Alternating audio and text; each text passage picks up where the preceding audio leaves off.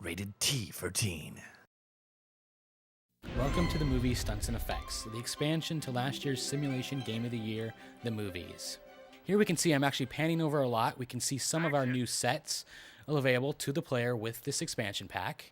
We can see some miniature sets as well, and I'm going to head on over and we can actually see a scene being shot right now on one of our new miniature city street sets. I'm going to come into the camera view. We can take a look at the action. We've got new vehicles, new fire effects, new explosions. Now I'm going to head off to one of our new city street sets. Here we can see our stunt performer getting ready to jump out of a burning building. We can also see an example of some of our new fire effects here as well. Now all of the additional stunt scenes that have been added with this expansion have a difficulty rating from 1 to 5. In this case, this is a very difficult scene that we have our star performing his own stunts. There's an upside and a downside to this. In this case, we've seen the downside.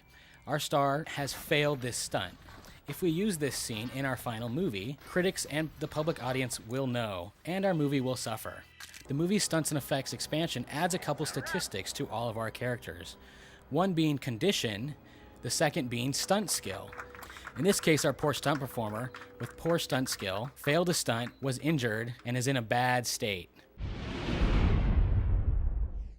So what we can do is we can bring him over to one of our new facilities. We now have a hospital facility. This functions similar to the rehab and cosmetic surgery from the original The Movies game. We can drop our poor wounded performer into the hospital facility. Now, instead of using a star to film his own stunts, players now have the ability to hire stuntmen. We've got stuntmen and women. We can hire her, and now this stunt performer can double for any star that we assign her to. Now, it's important for players to be aware of the overall looks and physique and gender and age of their stunt doubles and their stars. If you use a stunt double that's not appropriate, your overall movie rating will suffer. Now, what I'm doing here is I'm bringing my stunt performer over to one of our new 3 stunt training facilities. Here we have our Spartan Torture Training Facility. We can train up her gymnastic skills, which will increase her overall stunt skill.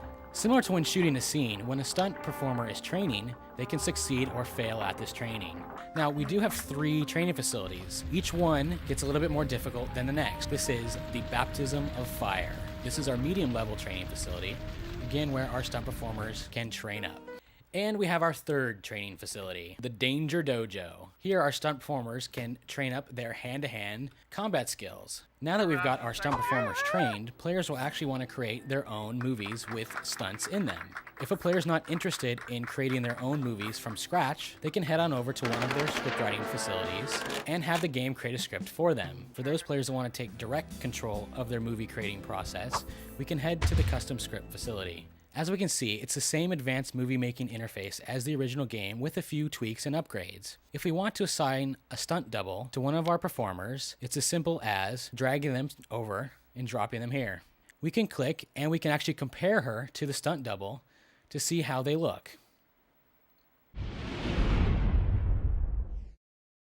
Now let's head into our set scene selection screen and take a look at some of the new features available to the player, as well as some of the new set scenes, costumes, and special effects. Here we can see one of our new city street sets. Now this scene is using the default camera that the game provides for the player. With the movie Stunts and Effects expansion though, we have this exciting new feature called Free Cam.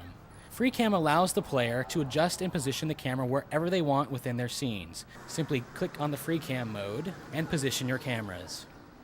We can click on the new upgraded Environment button and see that players, like the original, can add rain, but can now adjust the intensity from a light shower to a torrential downpour. Players can also add wind effects by choosing the various debris that is blown around on the set. Let's take a look at some of our new scenes and sets.